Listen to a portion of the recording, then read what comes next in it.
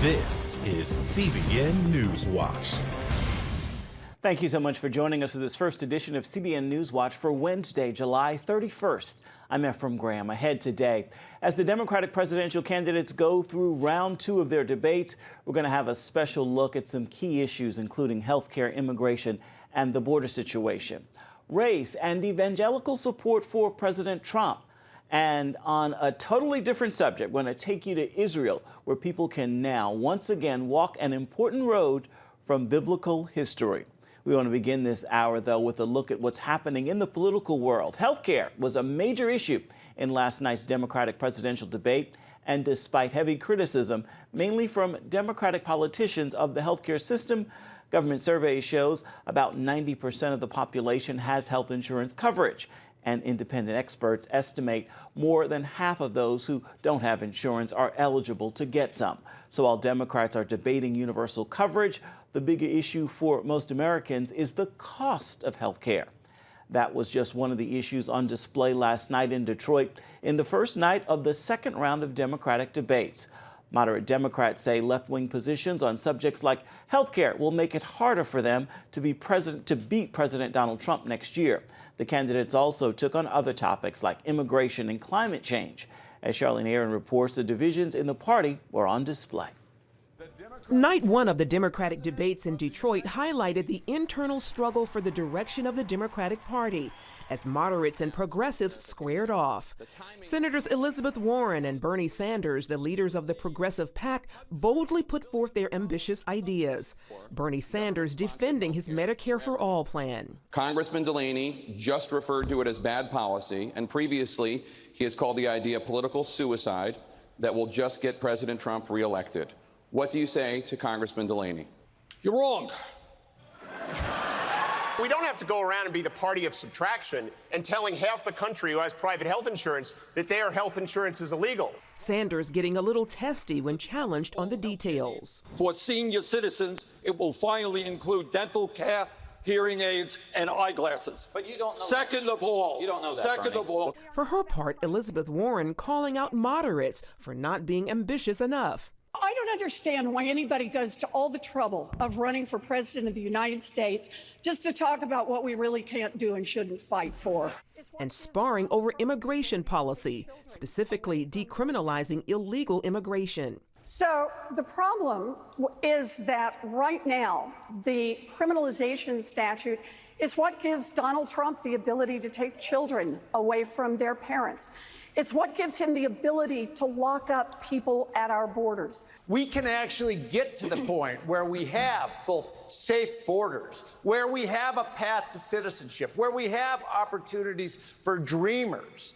And you don't have to decriminalize everything. On the topic of race, the candidates took the opportunity to bash President Trump. But Beto O'Rourke came out with a bold statement of his own. I will also sign into law Sheila Jackson Lee's reparations bill so that we can have the national conversation we have waited too long in this country to have. South Bend Mayor Pete Buttigieg referenced the Bible as he took a shot at conservative Christians in the Senate for not supporting a minimum wage bill. And so-called conservative Christian senators right now in the Senate are blocking a bill to raise the minimum wage when Scripture says that whoever oppresses the poor taunts their maker. And the internet is abuzz over Representative Tim Ryan of Ohio not putting his hand over his heart during the national anthem. Was it an oversight or a statement? The second half of the debate pairs up Senator Kamala Harris and former Vice President Joe Biden. He's the significant frontrunner right now. Charlene Aaron, CBN News. The economy could be a major asset for President Donald Trump in the 2020 election, and the Federal Reserve is expected to move to strengthen it today by cutting its key interest rate. It would be the first rate cut in more than a decade, and it would make it easier for businesses and consumers to borrow and spend more money improving the economy. Talk to anyone, Republican or Democrat or independent, about the tone of today's political discourse, and you'll likely hear the same answer. It is downright nasty. But when and why did American politics take such a hard turn? Tim Alberta of Politico.com's chief, he's the political correspondent, is out with a new book, and that book is called American Carnage: On the Front Lines of the Republican Civil War and the Rise of President Trump. It is currently the #2 nonfiction book on the New York Times bestsellers list. CBN's John Jessup sat down with Alberta to talk about evangelical support for the president and a story he wrote about Donald Trump and Ken Blackwell, a black conservative that offers a little perspective on the current discussion about race and evangelical support for the president. Look, Ken Blackwell, I think if you talk to him, he would not be ready to jump to the conclusion that President Trump is a racist.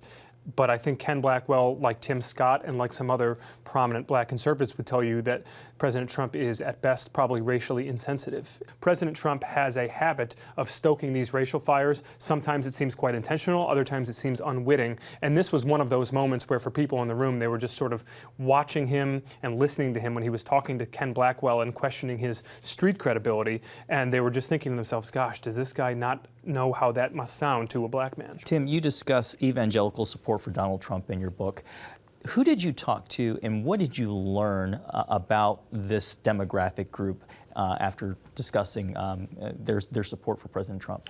Well, so I talked certainly with a number of grassroots leaders, Tony Perkins at the Family Research Council, Marjorie Dannenfelser with Susan B. Anthony List, Ralph Reed with the Faith and Freedom Coalition, among others. But I also talked with a lot of voters, and I talked with a lot of friends and family members. I grew up in an evangelical household myself, so I'm familiar with this world. And I think what was important to understand is that while many voters recognize that Donald Trump himself is transactional, that there really was a transactional relationship from evangelicals' perspective as well, because many of them felt as though, well, Ted Cruz and Marco Rubio and Jeb Bush and others maybe understood their universe a little bit better and could speak their language, that none of those folks were necessarily going to fight for their values in the way that Donald Trump was, which of course is very strange because Donald Trump doesn't share their values in many cases, and plenty of those voters I spoke with readily were recognizing that, and they said, look, even though he's not one of us, even though he doesn't sit in the pews with us, we still think that he is willing to take the fight to the left, both politically and culturally, in a way that none of these other established politicians are willing to. Last month, there was a Twitter war of words among evangelicals about children at the border, and you tweeted, "There are Russell Moore Christians and Jerry Falwell Jr. Christians. Choose wisely, brothers and sisters." Do you really see evangelicals divided in just two camps? You know, I have covered the conservative movement and conservative Christian politics for about a decade now, and while I do think it's an oversimplification to just put them in two camps, to pretend that this is a spiritual dichotomy, there does seem to be that fundamental disconnect between Christians who tend to approach these policy issues more through a traditionally sympathetic Christian worldview about caring for the least among us versus those who are viewing it more through a political prism in terms of border crossings, in terms of refugee numbers, things of that nature. I want to turn now to North Korea, which will likely remain a major foreign policy challenge in the next presidential term, no matter who's elected. And the North has again fired 2 short-range ballistic missiles off its east coast. The latest act makes it their second weapons test in less than a week. North Korea's state media said the tests were supervised by leader Kim Jong-un and designed to deliver a solemn warning to South Korea. This comes after South Korea purchased high-tech U.S.-made fighter jets and planned military drills. The test would be another violation of UN Security Council resolutions following stalled negotiations with the U.S. over its nuclear weapons program. South Korean and U.S. militaries are working together for more details. Coming up, with a Gallup poll last week showing immigration is the top political issue, we're going to give you an up-close and personal look at what our Border Patrol agents go through. And they've been overwhelmed by the number of migrants pouring into the U.S. We're going to have that full story when we come back. Stay with us.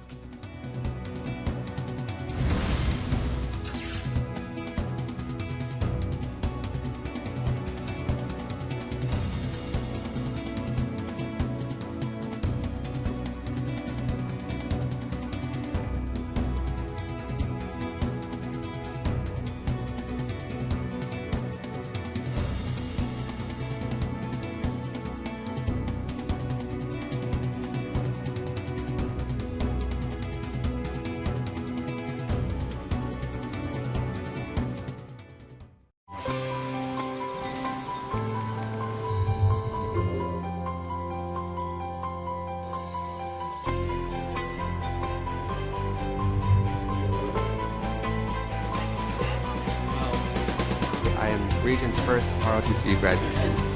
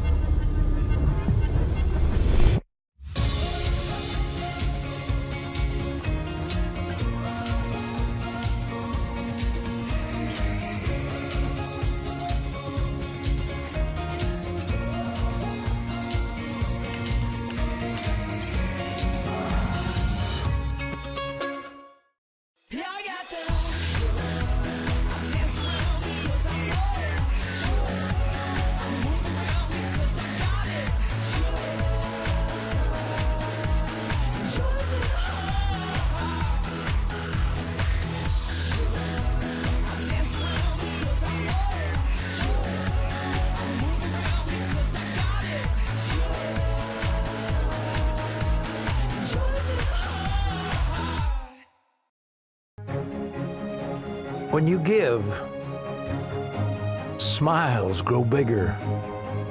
When you care, homes are happier. When you comfort, the hurt goes away. When we all come together to love, miracles happen. Get the top political news and analysis from Washington on Faith Nation, tonight at 6 Eastern, only on the CBN News Channel. Check out the CBN News Daily Rundown podcast each weekday with me, Caitlin Burke. Click on the show tab at cbnnews.com where you can listen and subscribe.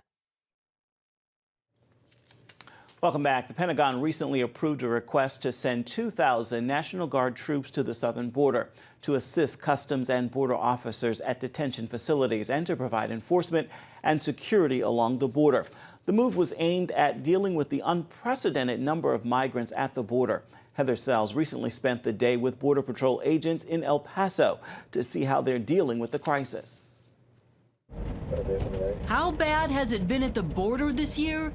By the end of June in El Paso, Border Patrol agents had apprehended a record number of families, up by 1,700% over 2018. This has been chaotic since around October in El Paso. El Paso's never seen this type of numbers in the last decade.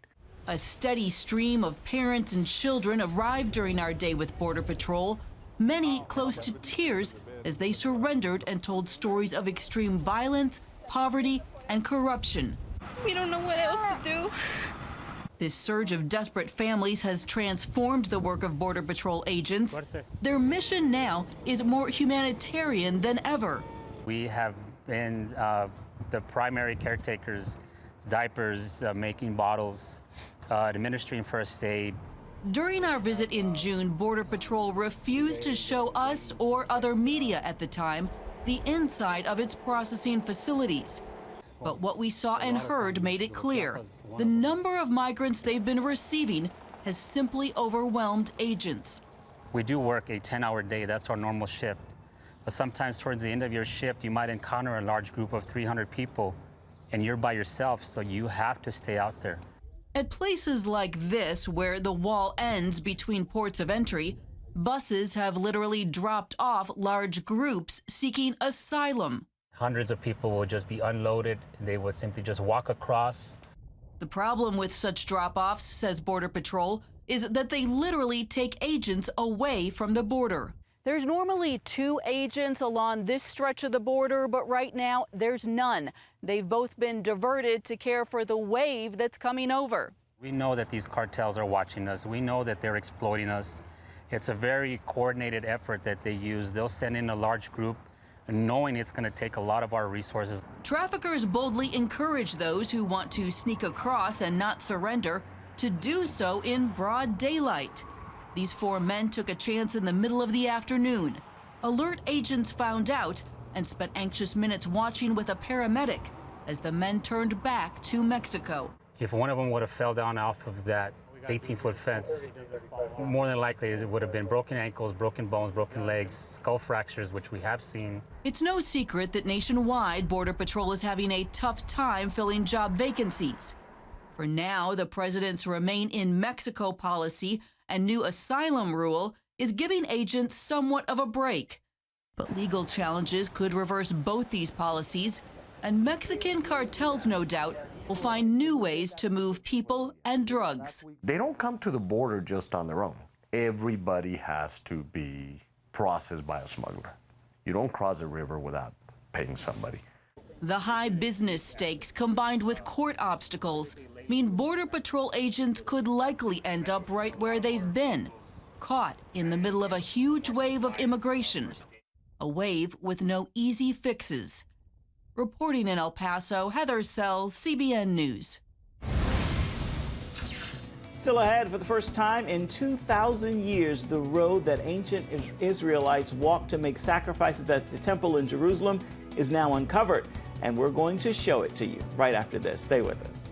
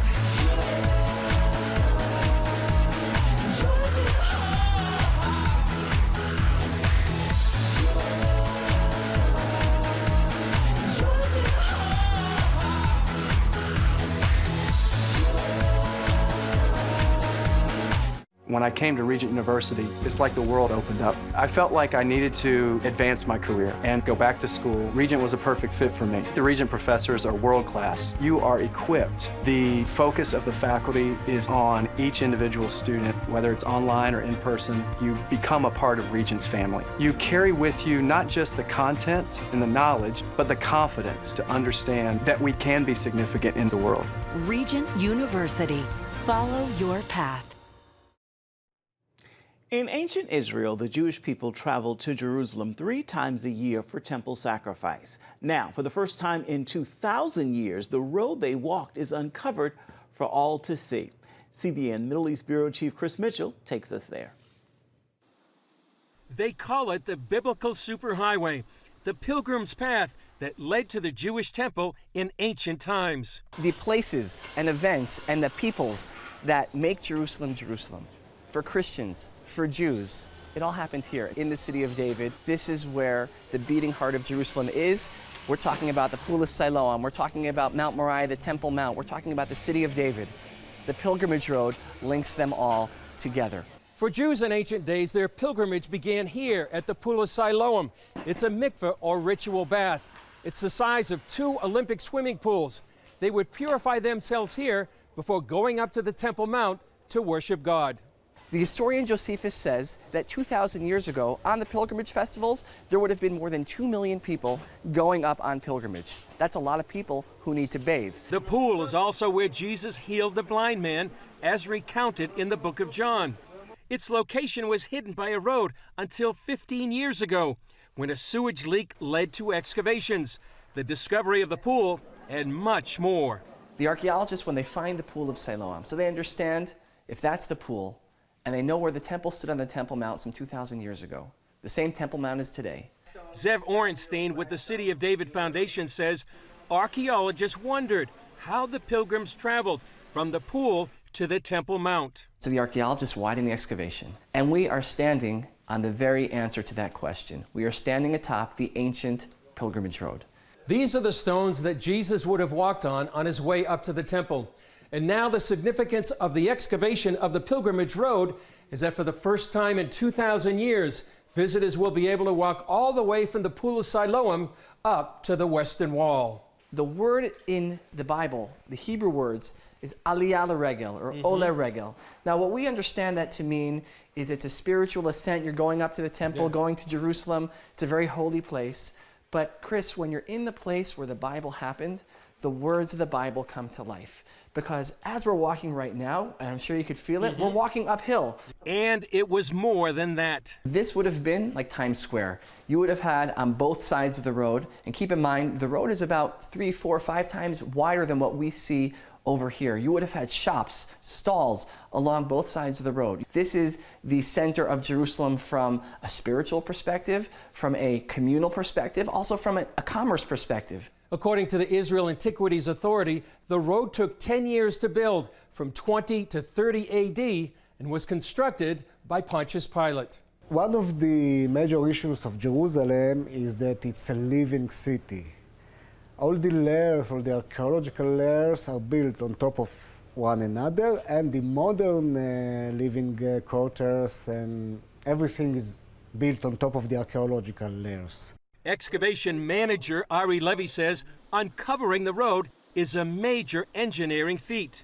We have modern neighborhood just above our heads, and we don't want it to collapse. After each meter that we take out, each meter of soil, we enter an arch-like construction like this. This supports the entire weight of what we have above us. Along the route, you can see many places where the road remains intact and others where it's destroyed, given its violent history. We know that the Romans, they destroyed Jerusalem.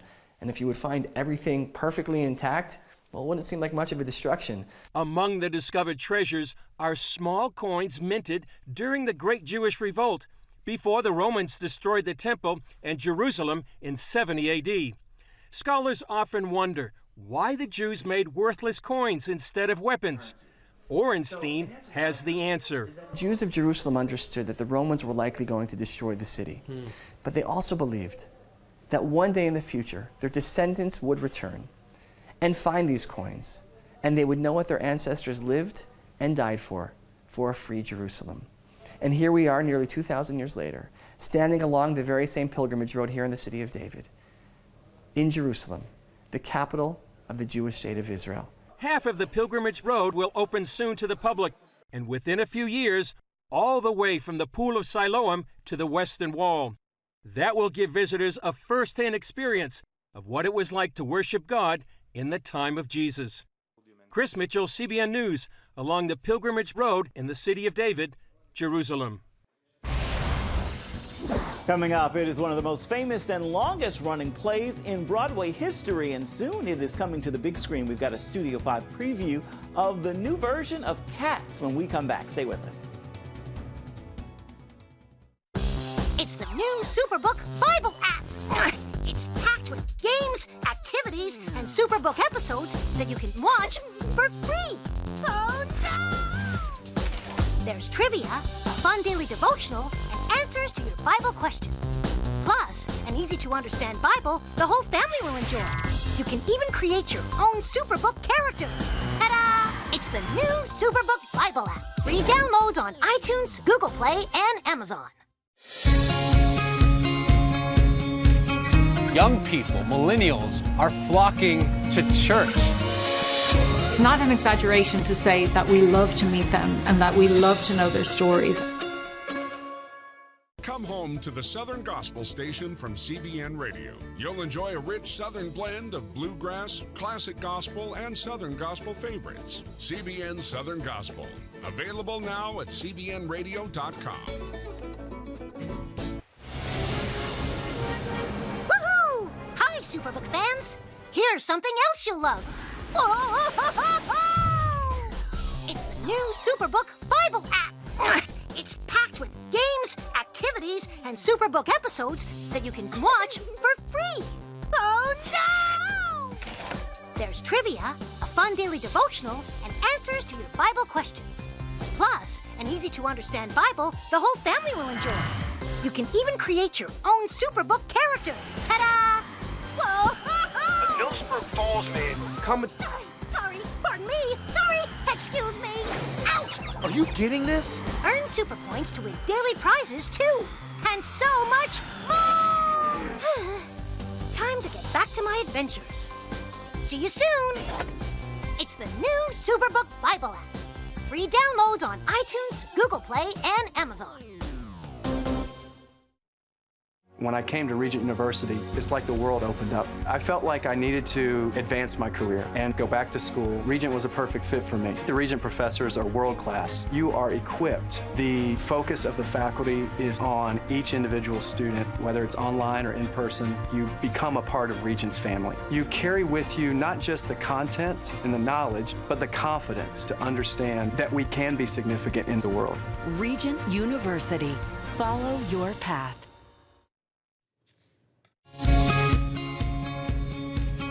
Young people, millennials, are flocking to church. It's not an exaggeration to say that we love to meet them and that we love to know their stories. It was a long-running Broadway musical and now a live-action feature film starring Jennifer Hudson, Taylor Swift, James Corden, Idris Elba, and more. It won't hit theaters until sometime in December, but this week Studio 5 has an up-close look at Cats. My connection to the arts is music. I grew up singing in the church. That's how we communicate, that's how we relate.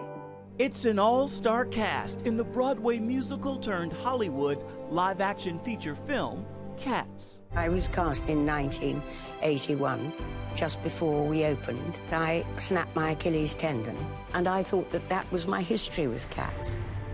But it turns out not to be. Studio 5 takes you inside the production. Tomorrow I start to sing my big number. Ta-da! Show business. Directing Cats is like directing a group of world-class athletes. And you can see the full story on the film tonight on Studio 5, along with a look at the 45th anniversary celebration of the classic television series Little House on the Prairie. The show begins at 9:30 Eastern, and you can find it on the CBN News Channel. Time now for your Wednesday word, and the word for today is strength. It comes with a quick reminder, actually two. In my weakness, God's strength is made perfect, and the joy of the Lord is my strength. Hold fast to those two reminders, knowing you can do all things through Christ who strengthens you. With that word, make this a wonderful Wednesday.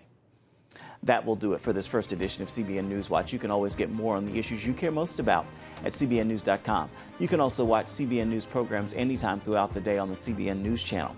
We'd love to know what you think about the stories you've seen here today or any day. You can email us, newswatch@cbn.com. You can also reach out and touch us on Facebook, Twitter, and Instagram.